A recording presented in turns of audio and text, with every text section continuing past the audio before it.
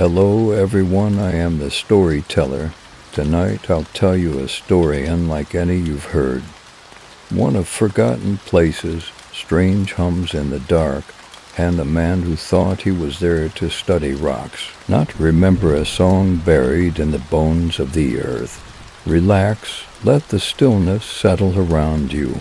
Listen closely, not just to my voice, but to the space between the words, because when Dr. Elias Thorne arrived at the monastery on the cliff, the wind was silent, but something below was already singing.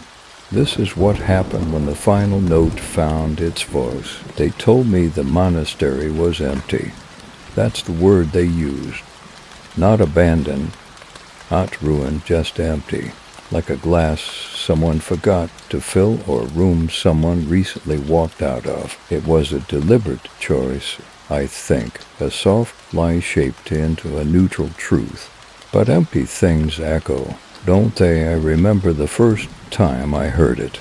2 weeks ago, a voice, not a scream, not a whisper, a note, one clear, ringing tone that rose from beneath the ground and held like it was waiting for something. No one else heard it, not the survey team, not the rancher who drove me up the switchbacks, not the toothless old man at the gas station who warned me about bad air and deep things. Just me. It came again the next night, and the next. That's how it begins, with one voice, then two. Then the choir comes. They flew me into Albuquerque, then dropped me in a rented Jeep with no GPS signal and a stack of outdated USGS maps that smelled like mildew and pine sap. I drove northeast until the road ran out. Then I kept driving on dirt, gravel, and eventually nothing at all. The monastery didn't appear till I was almost on top of it. One moment, bare desert scrub, red cliffs, dead pennon. The next, a silhouette on the edge of the ravine like it had grown there, half buried, crowned with crumbling bell towers and sun-bleached bones. I stepped out and the wind hit me in the face like breath from an open tomb, dry, alkaline, laced with some bitter scent I still can't name, not quite rot. Not quite incense. It was the stillness that got me. Even in dead places, there's always something. Flies, bird call, the distant hum of a generator. But here, nothing. Not even my own breath sounded right. Like the air wanted to keep secrets, I did a preliminary perimeter walk with my field recorder running. Stone walls buckled by seismic activity, structural instability on the west transept. To spires cracked clean through. A set of long, shallow steps led down into what looked like a crypt, sealed with iron gates half covered in earth. I noted all this, dictated it aloud. My voice sounded strange through the headset, slow, almost slurred. I chalked it up to altitude or the weight of the heat. Stillwater Monastery, as the rancher had called it, had been founded in 1791, first by Spanish missionaries, then reoccupied by the Silent Apostles, an obscure sect of monks from somewhere in Central Europe. Their paperwork so tangled I couldn't find a single verifiable origin. By 1882, they were reportedly no longer affiliated with the Catholic Church.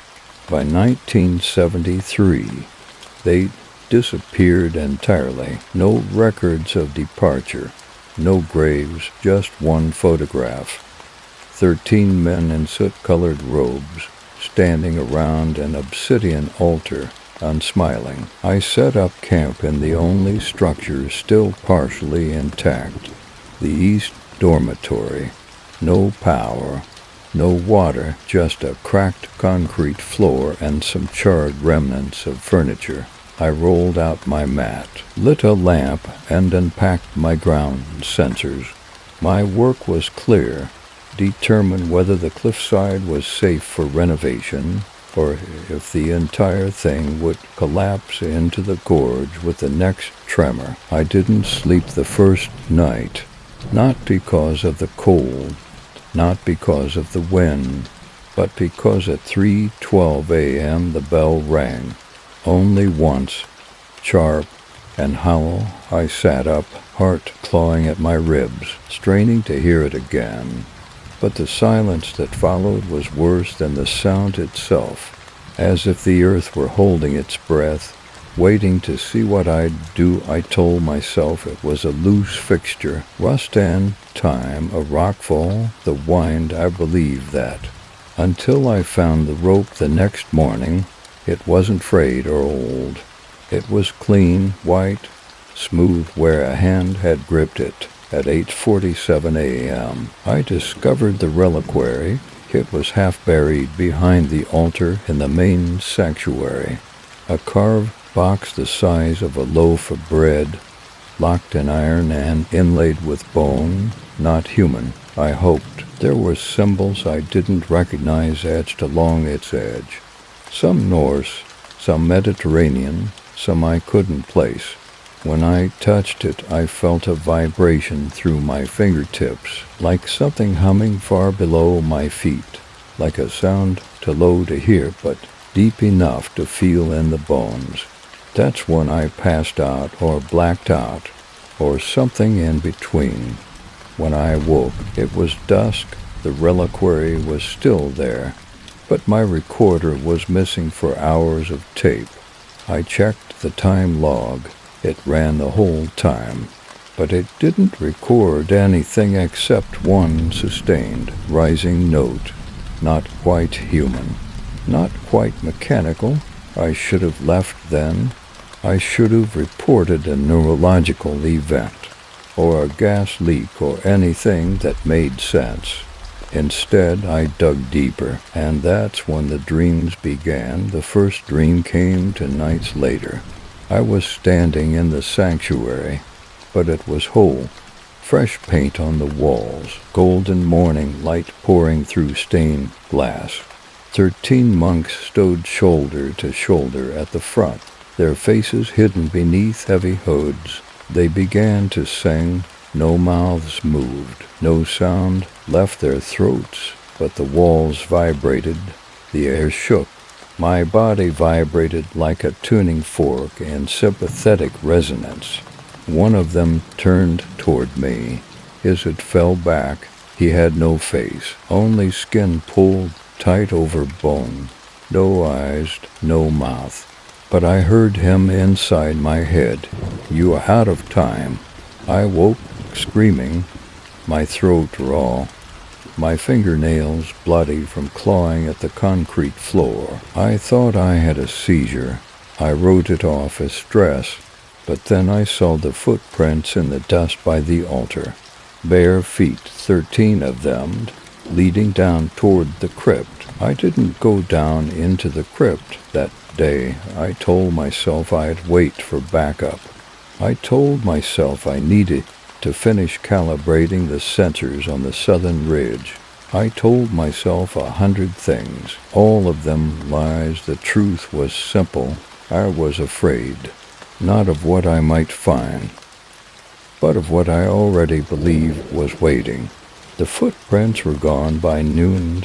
Wine, maybe, or something worse. I buried the reliquary. That was my compromise. Dug a shallow hole behind the altar with my climbing trowel and covered it in dust and stones. I felt calmer afterward, lighter. That feeling lasted 3 hours. At 3:07 p.m., the sensors picked up a tremor, minor to 0.3 on the scale, but it didn't behave like a natural quake. No radial pattern. No surface disruption. The origin point was directly beneath the monastery. I checked the feed, played it back in slow motion. There was a sound just before the tremor, a voice, not a word, just the shape of breath moving through unseen vocal cords. H-A-H ... Like the earth sighing or waking up. I emailed my contact at UNM, attached the waveform, and requested a geological analysis. I didn't tell them what I thought it sounded like. I didn't want to see it typed out in someone else's reply. That night I spoke to someone or something that used to be someone. It was just past 2 a.m. The wind had died. The temperature dropped. I was lying on my mat, watching the shadows bend across the ceiling when I heard it, whistling. No melody, just breath and lips, rising and falling in a pattern that didn't quite resolve. I grabbed my flashlight and stepped outside. The moon was low, orange as dried blood. The monastery stood silent, but the whistling was louder now, coming from the cloister courtyard. I walked toward it slowly, boots crunching gravel. That's when I saw him, a man in robes, standing by the dried-out fountain, face turned away. His shoulders rose and fell with each breath, each note. His hands were clasped behind his back, still to still. "Hey," I called out. Because I'm an idiot, he stopped whistling. But he didn't turn around. I took another step forward. My foot hit a loose stone, and the sound echoed. Not once, but twice, like to recordings playing slightly out of sync. Then he moved, not turned, not stepped, shifted, like a film jump, one frame to the next. And then he was gone, no sound, no movement, just gone. I stood there for 10 minutes, frozen. When I finally made myself move again, I noticed something in the fountain basin. I stepped closer. It was a human tooth, old, worn, smooth, root still attached. Beside it, etched in the stone, a symbol I recognized from the reliquary. In the second dream, I was sitting in the sanctuary again. This time I wasn't alone. There were others around me, men, women, children, faces I didn't know, but almost recognized, like memories from a forgotten life. All of them silent, all of them staring forward. At the altar, 13 monks stood there, hoods raised. One by one, they reached into their robes and removed objects. Not crosses, not Bibles, bones. Each monk laid a different bone on the altar. Femurs, ribs, a child's jaw. They arranged them carefully, ritualistically, until a shape emerged, a circle, a throat. And when they finished, the walls began to breathe, inhale, exhale, inhale. The floor pulsed like a heartbeat beneath me. I tried to speak, but my mouth was full of ash. My teeth crumbled as I opened them. My tongue was gone. I looked down. I wasn't in the pew. I was on the altar. The bones were mine. I woke coughing, my mouth full of dust. There was a smear of blood on the floor beside my sleeping mat. I had bitten my own cheek nearly through, and in the center of the room, someone or something had drawn a circle in the dirt with 13 marks around its edge. One of them was still wet. Field journal entry. 5 days in, I've ceased using GPS. It's unreliable at best, malicious at worst. Paper maps keep changing. Distances don't match terrain.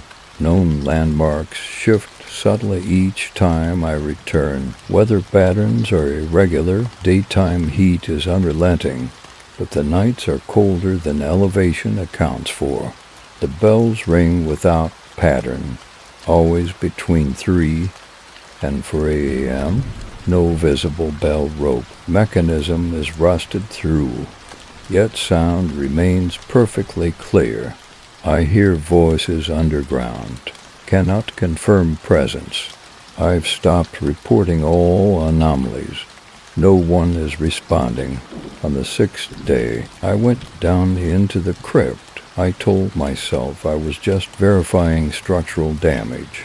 I told myself I wouldn't go far. I brought my flashlight, recorder, rope, and a small container of chalk to mark the path back.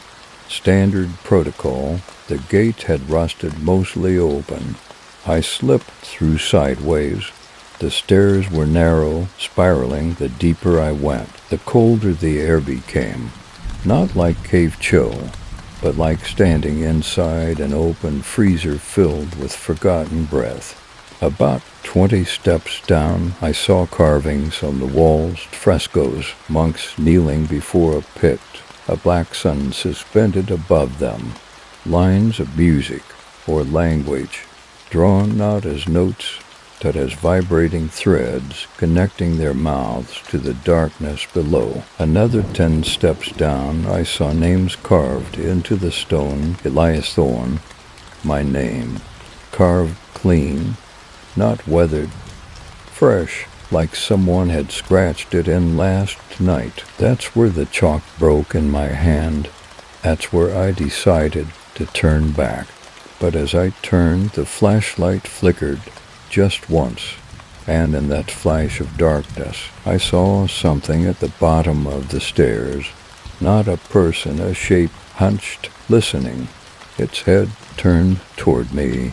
But there were no eyes, just skin, and where a mouth should have been, a hole, ringed with teeth as if the face itself had become a throat, and from that throat, the beginning of a note, low, endless dot rising.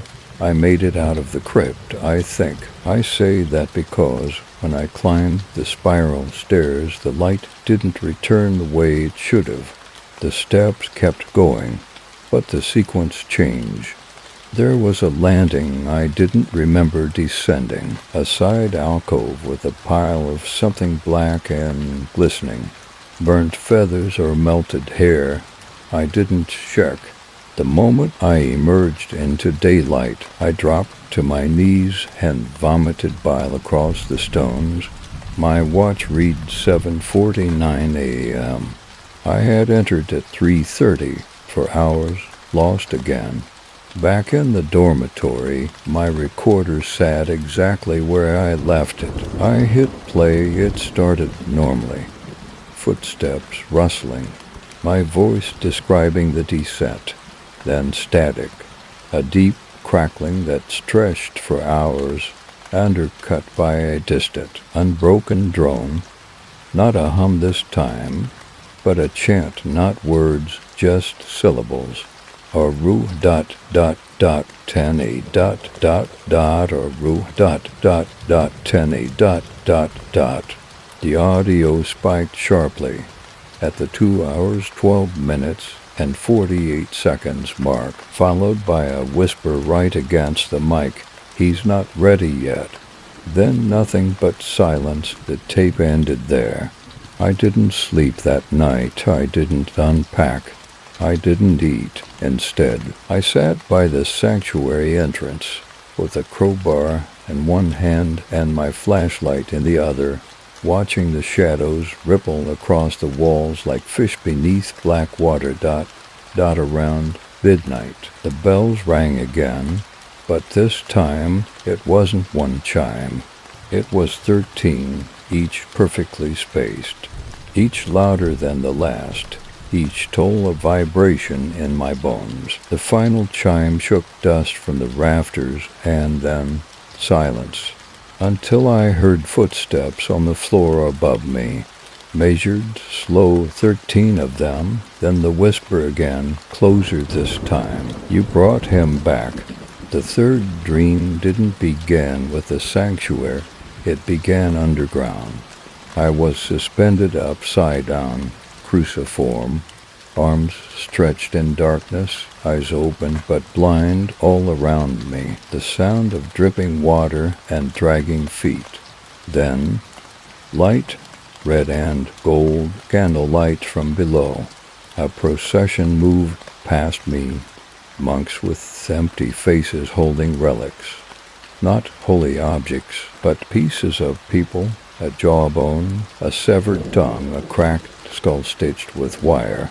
They gathered around a pit in the floor and began to chant, Orutena, Orutena, Orutena. From the pit came singing, pure and terrible, a voice without beginning, without breath, a song meant not for ears but for marrow. It bypassed the mind, filled the hollow places in the body, replaced my blood with sound, and then I realized they weren't worshiping something in the pit. They were feeding it. I woke up upside down in the cot. No memory of moving, blood rushing to my head, every muscle screaming, and in the dirt beside me, a rib bone, still wet, journal entry, 7 days in. The monastery isn't empty, not in the traditional sense. It is filled with intention, with memory, with pressure, as if space itself is folding inward. I am beginning to believe the monks did not leave. I think they went down. And something else came up later that morning. I walked the perimeter again. That's when I met the first living person I had seen in days.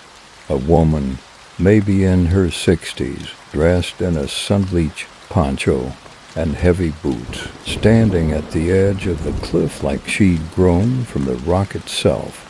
I approached slowly, cautiously. She didn't move. Then she spoke without turning. You buried it wrong. I froze. The reliquary, she continued, you buried it where it couldn't breathe. That's why the earth is angry. She turned to look at me. Her eyes were solid black, like obsidian, not reflective, not human. You don't belong here, Elias Thorne. I never told her my name. Before I could speak, she stepped off the cliff. No scream, no sound, just gone. I ran to the edge, heart in my throat, expecting to see her body shattered on the rocks below. There was nothing, not even footprints. Only a faint whisper in the wine, like breath across the rim of a bottle. You brought him back. I packed my gear. I was ready to leave. I hiked the ridge to where I had left the jeep, but it was gone, not stolen, not wrecked. Gone, no tracks, no dragged marks, no signs it ever existed. Only a single object sat where it should have been parked. A cassette tape, half buried in the dust. I picked it up. It was labeled in neat handwriting, for Elias Track 13, back in the dormitory. I powered up the old battery pack and popped the tape into the portable player I hadn't touched since grad school. The tape hissed to life then, the choir, low, echoing, dissonant, but beneath it, my voice, this is Dr. Elias Thorne. If you're hearing this, I'm already below. You must not wake it. You mustn't try to speak its name. The name isn't a word. It's a sound the body remembers before the mind does. Click, the tape ended. That night I didn't dream. I was inside the dream, and something else was dreaming me. There's a moment just before you pass out from lack of oxygen, when your brain stops protesting. It welcomes the dark, it opens the door, and then it steps aside to let something else in. I think that's what happened to me. Except I didn't pass out, I stayed awake. The air changed on the 8th day. It was thicker somehow, not humid, not dense, but vibrating, as if every molecule in the atmosphere was aware of itself. I could feel it in my teeth, the way you feel the pulse of an oncoming train when you press your palm to the track. Still, I had to move. Food was nearly gone. Water filters were starting to fail. The only path forward was the one I didn't want to take. Down I returned to the crypt. This time I left a tethered rope behind me, tied to the iron gate, marked with knots every 10 feet. I brought to flashlights a thermal scanner and a small hammer for navigation tabs. 39 steps down, the air went silent. Not quiet, silent. My footsteps made no sound. The scanner beeped, but I couldn't hear it. Even my breath vanished. I turned back, but the rope had slackened. It hung loose at my feet, cut clean. No wind, no motion, just me and the darkness, and something breathing deep below. The stairs ended at a stone chamber, octagonal, carved with interlocking symbols that throbbed faintly in the light, not glowing, pulsing like a heartbeat beneath the floor. In the center, a well, dry, wide enough for a man to descend with outstretched arms. At the edges, worn handholds, the kind used by monks in centuries past. I looked down, no bottom. But I heard singing. I dropped a flare. It vanished into the dark without a trace. Then a voice behind me said, "He remembers you." I turned. It was Margaret, my sister. Except it wasn't. Margaret had died 3 years ago in a hiking accident. Body never recovered. They said a cougar, but I knew better. This wasn't her. The thing wearing her face had no shadow. She walked toward me with the same smile she wore the day she disappeared. "You left me," she said softly. "You always leave. You're not real," I said, but my voice shook. My fingers trembled around the hammer. "They needed a voice, Elias," she said, "a throat to return through. You let them in when you opened the reliquary." She stepped closer. I backed away. "Come home," she whispered. "Sing with us." And then her mouth opened. Too wide, the skin cracked, her jaw dislocated with a wet pop. The whole inside her face stretched downward like a tunnel, and from its depths came the same note I'd heard on the tape. Oru hey che che che che che dot dot dot dot. I ran back up the stairs, but the steps didn't end. I kept climbing and climbing and climbing. Every landing looked the same. Frescoes bleeding from the walls, names carved backward, a mirror that didn't reflect me at one point. I passed myself going the other way, eyes black, mouth sewn shut. He didn't look at me, he just kept descending. When I finally reached the surface, it was night, but the sky was wrong. The stars didn't match any known map. They pulsed in rhythmic patterns, 13 clusters blinking in sequence. The bells rang again, this time from the sky journal entry. 9 days in, time no longer obeys. The ground is not ground. It is a mouth, and it is opening. I awoke the next morning in the cloister. Flat on my back, hands folded across my chest, dirt piled in a neat pattern around my body, a burial outline. Inside my palm, a fragment of the reliquary, burning hot, vibrating like a tuning fork. I threw it, screamed, cried, and the stone walls around me sang back. I ran to the eastern ridge, desperate to orient myself.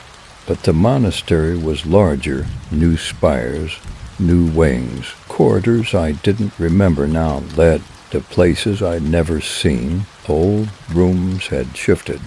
Stained glass that was shattered before it was whole again, and filled with images that had no business existing. Figures with no eyes and too many limbs, kneeling before a vast pit, arms outstretched in praise. And everywhere I went, I heard the same voice. "You were always here, you just forgot the words." Then I found the final proof. In the refectory, beneath a rotting table, I discovered a weathered journal. My own, but it wasn't one I'd brought. The pages were filled with entries written in my handwriting, future dates, notes on rituals I hadn't performed yet, diagrams of the choir's structure, and at the end, 13 names, mine listed last with a title next to it, Throat. They say if you dig deep enough, the earth begins to forget the sky. That's what it felt like. Every step downward peeled something off me.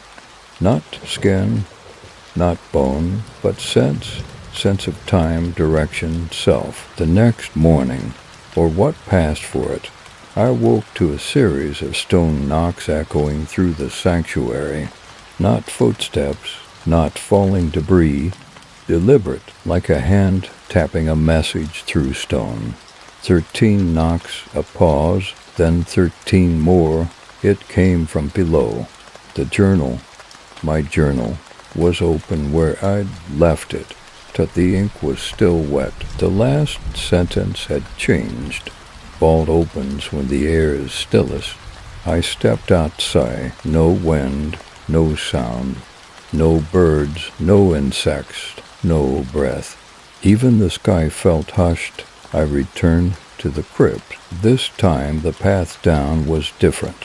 The well in the octagonal chamber had been cleared, dust swept aside, handholds polished like they'd been used recently. A rope was tied at the top. I didn't tie it. It pulsed once in my hand, warm to the touch. I descended. The vault of breath isn't a room. It's a lung, that's the best way I can describe it. A massive cavern beneath the monastery, filled with columns shaped like ribs and alcoves carved like alveoli. The walls shimmer with a wet sheen. Not water, but condensation from exhalation. The place is alive, not metaphorically, literally. As I stepped forward, the entire chamber seemed to inhale. A soundless pull of air that made my ears pop and my knees weaken.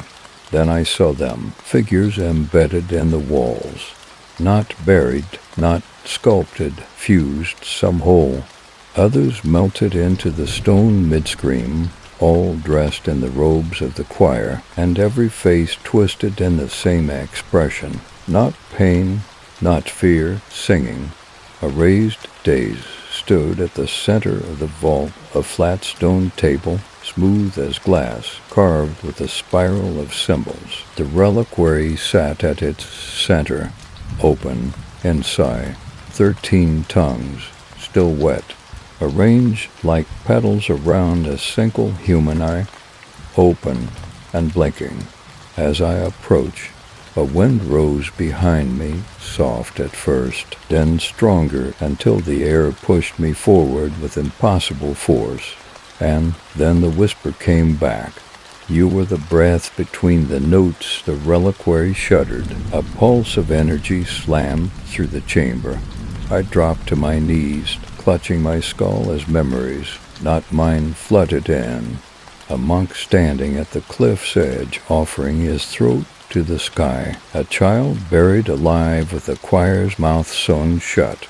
A voice echoing through a mind long after the miners had died. My own face, aged, rotted, standing among the hooded figures. The vault sang, not sound, but pressure, and the walls began to move. Each embedded figure opened its mouth.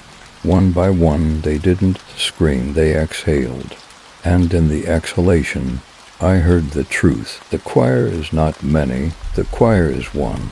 You are not joining us, you are remembering what you are. I tried to run, but the vault had no exit. The rope I'd descended on was gone, and the reliquary, once open, was now sealed shut again. My hand burned. I looked down. The symbol from the journal, the same one carved into the altar, into the stone walls, into Margaret's throat, was etched into my palm. I dug at it with my fingernails, but it was in me, not ink, bone, I woke outside the monastery walls, face down in the dust, mouth full of blood. Beside me, a photograph. Black and white, weathered 13 robed figures. I was among them. Front row, eyes closed, mouth open. And beneath the photo, in looping cursive, Elias Thorne, archivist of breath, journal entry. 10 days in, there is no above or below anymore. Only within, I am beginning to remember. I am beginning to sing. That night, I heard Lucas Reed's voice on the wind. The journalist who'd come here before me. His voice called out from the crypt, panicked, weak, barely coherent. I ran, flashlight in hand, heart pounding. I reached the stairwell, and there he was, but not as I remembered. His body was intact, but his mouth was gone. Smooth flesh where lips once were, stitched with red cord and sealed with wax. He knelt at the well, hands outstretched, throat pulsing like a drumbeat. He pointed toward the reliquary, still closed, then to me, then to his own chest, and then he sang through his chest, not his mouth, not his voice, a sound like thunder echoing through bones. I ran from Lucas, or the thing that used to be Lucas. I didn't look back, didn't breathe until I was back under the open sky. But the air outside wasn't the same anymore. The cold was warmer. The wind sang in intervals. Not gusts, not natural, musical, predictable, as if the earth had fallen into rhythm with an invisible metronome, and the monastery was no longer in ruin. Where there were crumbling stones, there were now pristine walls, fresh paint, lit torches. The doors that once sagged on rusted hinges now stood open, polished, and welcoming. I stood at the ridge, stunned.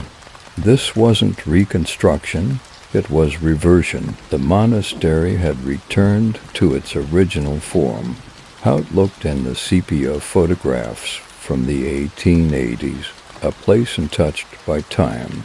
Then the bells rang again, 13 notes, each one accompanied by a new light appearing in the windows. The monastery was occupied. I backed away. Dust curled behind me, soft and deliberate. I turned. A figure stood near the cloister's edge. Miriam Blackwood, the historian, the helpful local.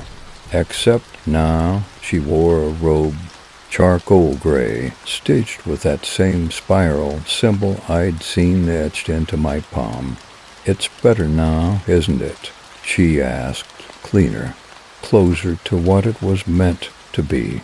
I stepped backward, my heel caught on a root. I stumbled. "You're resisting the harmony, Elias," she said, approaching. "That's why it hurts. You were made for this." "No," I said, my voice thin.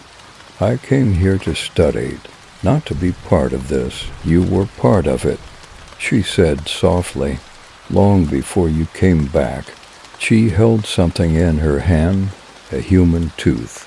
It gleamed wet in the morning light. I fled toward the trail.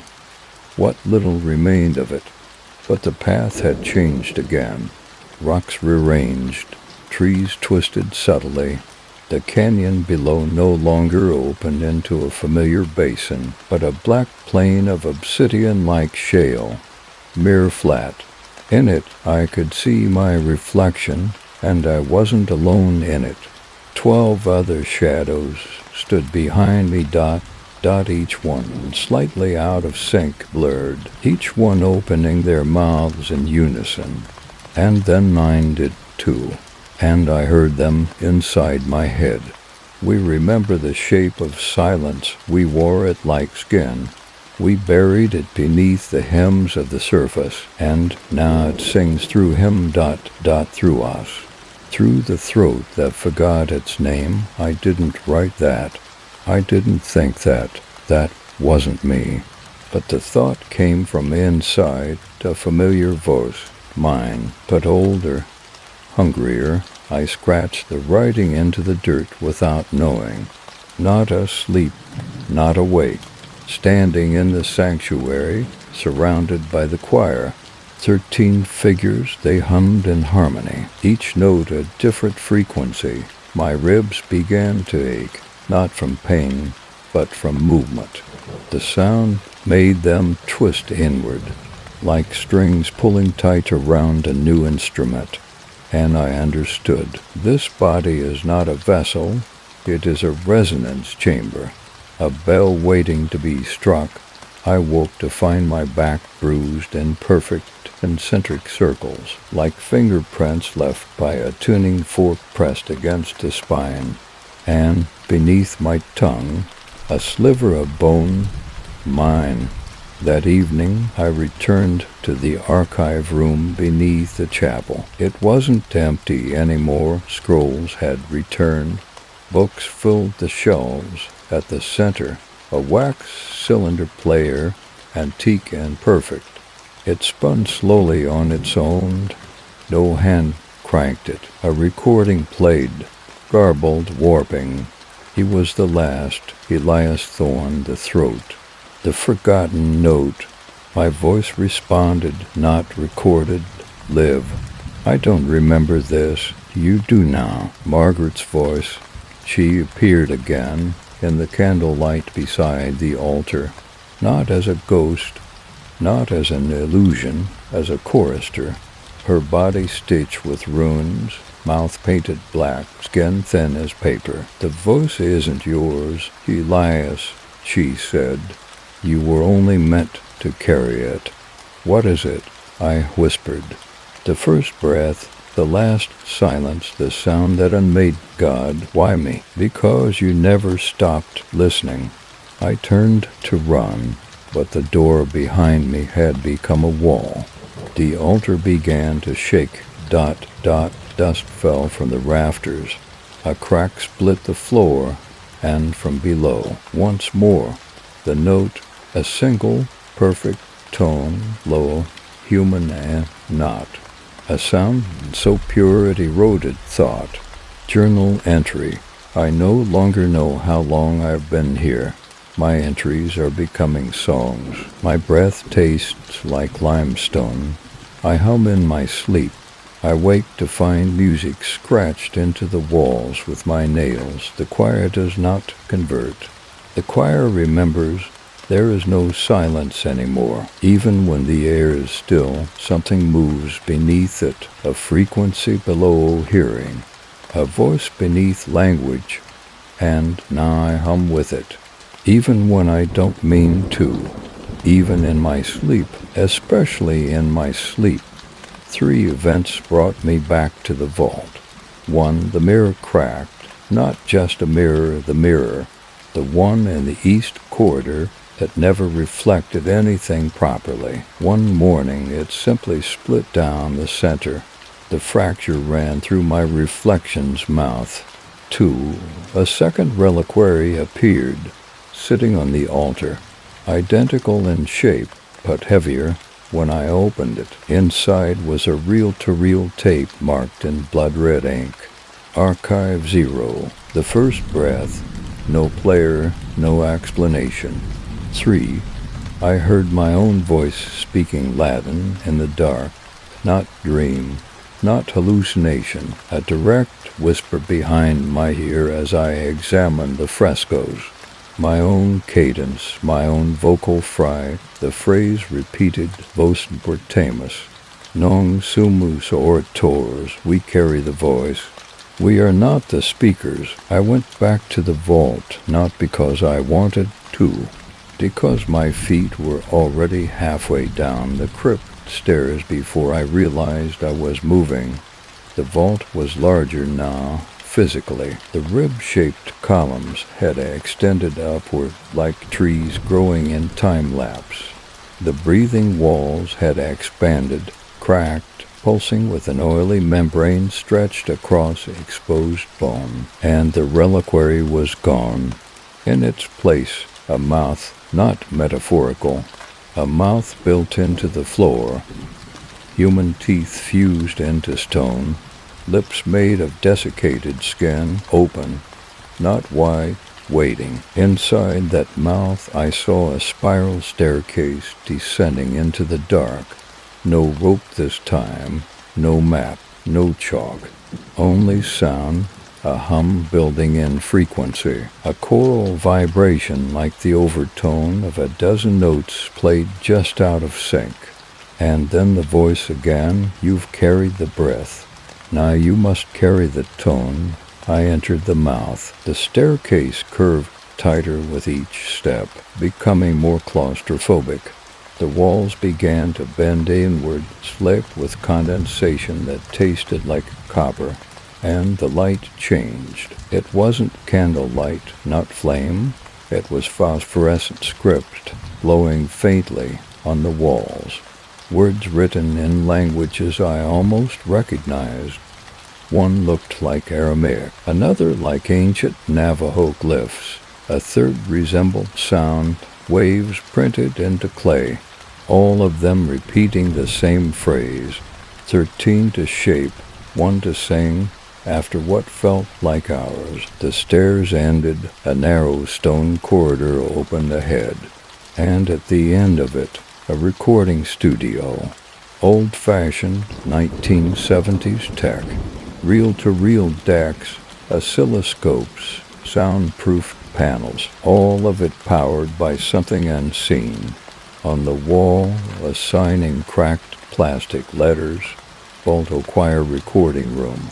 Inside sat a man in a soundproof booth, back turned, wearing headphones, hunched over a mic. I entered slowly. He didn't move. The waveform monitors behind him flickered. The screen showed a single audio track running infinitely long. No breaks, just one endless wave of voice. Then I saw the nameplate on the door. E. Thorne lead vocal. Final throat. I tried to run, but the door had already shut. He stood, turned, dot, it was me, older, mouth sewn shut, eyes hollow and ringing with light. He raised a hand, not to greet me, but to gesture me forward. Then he sat and vanished. The mic was still warm when I touched it. The headphones buzzed in a frequency that matched my heartbeat. Then the tape began to play, not music, confession. My voice, my memories, my fears, my dreams, all catalogued, all processed, all tuned into a perfect harmonic structure. Then a second voice layered beneath mine. The world is not made of matter, it is made of tone. The choir does not sing for something, it sings to shape it. You are the resonance of the hollow. You are the instrument. You are the archive. Then silence, then the note. The one I first heard on the third night, except now. I understood it wasn't a song, it was a key, a harmonic password that unlocked the shape of thought. And I felt my bones twist again, my jaw dislocate, my throat swell. But this time I didn't scream. I sang, "We are Elias, we are the throat. We are the sound that shaped the hollow, and we remember everything." I emerged from the vault 3 days later. The monastery was empty again, crumbling, rotting, real, but not the same, because I wasn't the same. Wherever I stepped, the stone beneath me sang, quietly, like a tuning fork brushed by wind. Every time I opened my mouth, dust lifted into patterns. When I whispered, objects shifted. I returned to the refectory, laid down the journal, and added one final line. The archive is awake. That night, I listened to the tape again, the original, track 13. But now there was a second part, my voice, singing a note I had never recorded, a perfectly sustained tone, held longer than any breath should allow. and in the background, footsteps, one by one, 13 of them. The land changed when I returned. It wasn't the monastery, not just the stone or the wind or the architecture shifting like skin over bone. No, this was the land itself. It hummed, not loud, not constant, but always beneath everything. The whisper of a frequency too deep for ears, too steady for wind. My boots pressed into dust, and the dust vibrated. The desert was listening. The town of San Violeta was 30 miles away, the nearest cluster of life. Or so I thought. I hadn't seen it in nearly 10 days, not since arriving. Now I needed to make contact, to send a message, to confirm the world beyond the cliff still existed. I walked, hours passed, no sign of civilization, just wide-open terrain and the mountains sleeping in the distance. And then, at the top of a sun-bleached rise, I saw it, San Violeta, but not as I remembered it. It was abandoned. Shutters hanging, windows broken, antennas twisted into spiral shapes, and worst of all, no sound, no birds, no insects, no electricity, not even the wind between houses, as if sound had been emptied from the place. I stepped into the diner. Silverware lay scattered across the counter. A coffee cup sat cracked on a table, its contents dry but still steaming. Time had broken here, and on the wall, scrawled in dark red, the choir came home. I made my way to the sheriff's office, door swinging wide. Inside, a police radio lay buzzing in low feedback loops. Every few seconds, it hissed out what sounded like voices reversed. Then a single sentence formed in plain English. "You are the transmitter now." I dropped the radio. Its last act was to play back my own voice from the tape I had never sent. 13 steps down. One breath up. He's here now. He's me now. Back outside, I saw the first figure standing on the roof of the gas station, robed still. It didn't move when I approached. Then I saw the second, perched on the water tower. Then a third, halfway down the main road, standing in a dry gutter. Each one wearing a face I recognized, locals, people I never met, but who knew the choir long before I arrived. Their mouths opened in sync, dot, dot, but instead of sound, I heard the note in my own head.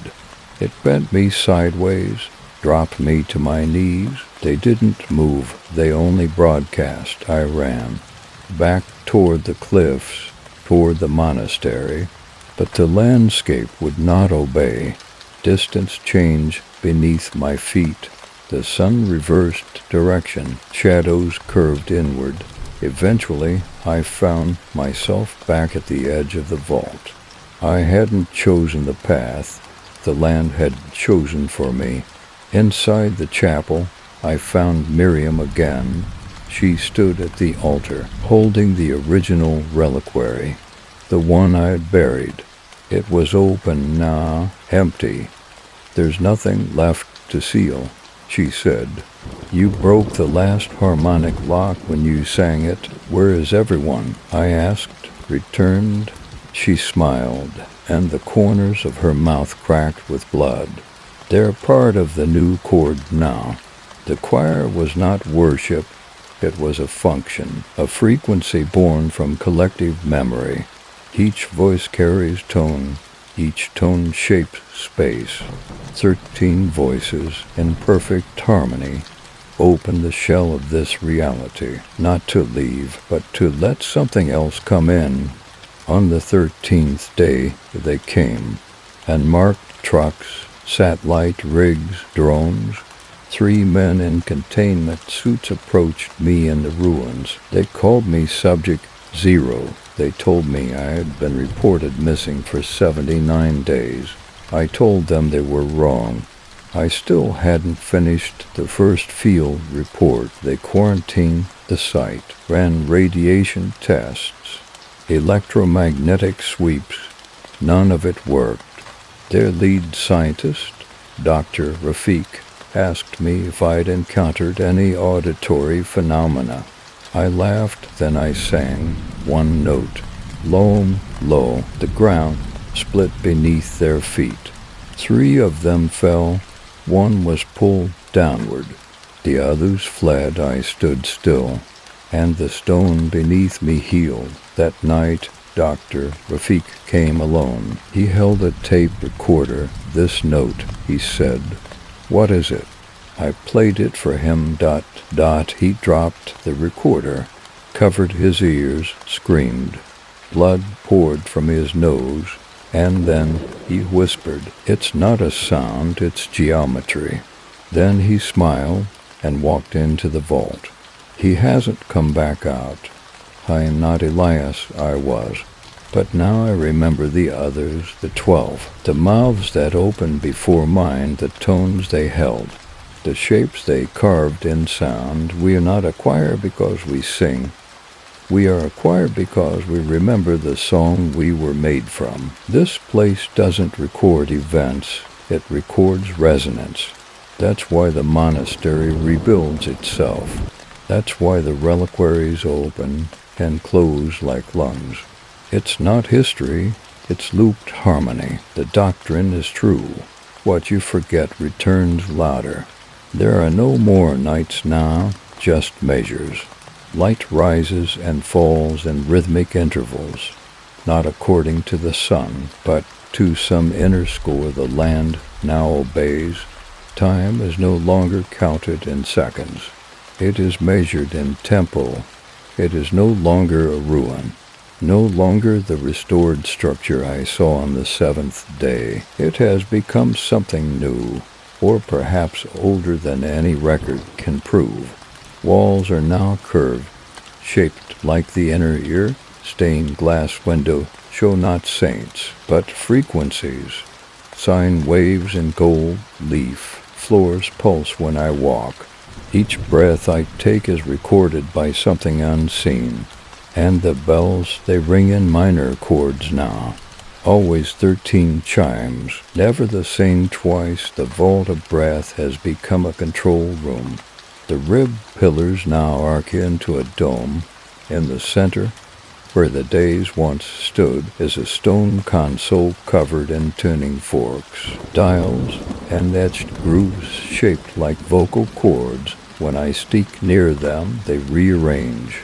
Not mechanically, as if language itself alters the space. The vault no longer responds to movement. It responds to intonation. I began calling it the mouth engine, because that's what it is, an engine built from resonance, a memory machine powered by breath. One morning, I woke to find every surface in the dormitory etched with text, not handwritten, burned into the walls, floor, even the mattress. Transcriptions of everything I've said aloud, dreams I hadn't spoken of, thoughts I hadn't even fully formed. They appeared overnight in my handwriting, in 13 different languages. When I read them aloud, I could hear the choir respond, one voice rising from the floorboards, another from the rafters. And then I understood the monastery is writing me back. I am no longer just the archivist. I am the archive. The reliquary reappeared on the altar, not buried, not offered, installed. A modern reel-to-reel recorder had been embedded into the reliquary's surface, fused with ancient bone and copper wiring. When I pressed play, I heard myself from the future. Track 1, the breath before thought. It continued. Track 2, harmonic inversion. Track 3, the reversal of echoes. Track 4, the mouth below all mouths. Track 5, you, and then it stopped. No track 6. That's the one I have to record. I don't know what it will contain, but I know I've already sung it. I stood before the mouth engine, my body already vibrating from days of low exposure. My vocal range had changed, expanded. I could sing octaves that cracked light bulbs, whisper in frequencies that bent metal. I pressed the record button and began. What emerged wasn't music. It was memory in chordal form. Each note contained a place. Each breath summoned an image. My mother's voice during a thunderstorm, humming to herself while checking windows. The sound of boots in dirt as Margaret walked ahead of me that final day.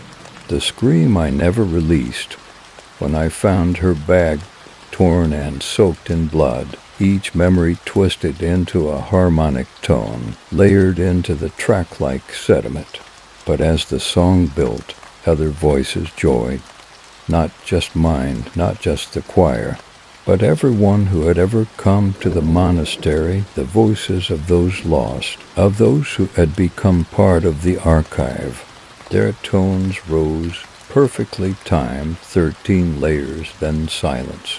The final event of that day was a return to the East Corridor. The mirror, broken days ago, was whole, but my reflection had changed. It blinked out of sync, moved its mouth silently, then began to sing without breath, and behind it, 12 other figures, all versions of me, 13 faces, 13 mouths, all singing the same final note. Then the glass shattered, but instead of shards, it released ash dot dot, and in the ash, I saw a text written across the air. Final track authorized, ritual sync complete. I am no longer recording observations. I am recording chords of thought. My body is an instrument. My past is sheet music. The monastery is the chamber. And the choir is the composer, rewriting me measure by measure. When the final note is played, I will no longer be singing, I will be sung. It began with a silence so pure, I thought I'd gone deaf. No rustle of wind, no shift of robes, no tone in the bones. Even the valse breath stopped. I stood in the center of the mouth engine, waiting for the low hum I'd grown used to, that strange reassurance that something beneath the earth still lived. But there was nothing, and that was the first time I truly felt terror, not because the choir was gone, but because I could still feel them watching. It happened at 3:13 a.m., the exact time the bells would normally ring. But this time, instead of the 13 chimes, there was a sudden absence, a hole in sound. And as the silence unfolded, I began to hear everything else. The way my skin shifted on muscle, the creak of my joints under breath, the blood in my ears, off-key. Then came the sensation of pressure, not pushing inward, pulling outward, as if the air around me wanted to extract something, a tone, a note I hadn't sung yet. My lungs expanded without permission. My lips parted, and I began to exhale a silence that wasn't mine. I was buried standing upright in a narrow trench of black soul. 13 figures stood around me, motionless, holding broken instruments, cellos without strings, horns without valves, drums made of stretched skin with no heads. No one spoke. No one moved. They simply stared. And then, one by one, they closed their eyes, turned their heads skyward, and did not sing. That was the horror. Not that they were silent, but that they were refusing to sing, because there was nothing left to sing to. I woke to a nose I couldn't recognize. It took me a full minute to realize it was the sound of the wind, the first one I had heard in days. The choir had stopped, not vanished, paused, and that meant one thing. The ritual track was finished, and now it had to be broadcast. Back in the chapel, the reliquary recorder pulsed gently, awaiting input. I placed the tape into its slot. The grooves hissed, the deck rolled, and for a moment, everything reversed. The stone uncracked, the scars on my palms sealed. The dust lifted into the air like breath sucked back into a mouth. And then the playback began, not in sound, but in shape. The very space around me altered with each moment of the recording. Angles realigned, shadows sharpened. The monastery's architecture pulled into symmetrical harmony. And in the center of it all, me, the throat. Halfway through the recording, I heard my own voice, not from memory, not from the present, but from after all of this. If you are hearing this, then the sound has breached time. You are part of the archive. You are the next throat. The choir isn't a curse, it's a correction. We are tuning the world back to what it once was, before the false silence was imposed, and then static, followed by a baby's laugh layered over the 13-tone chord. A new beginning. I walked to the center of the cloister. The sky above was gray with dust, the wind still, and I laid my own notebook on the altar.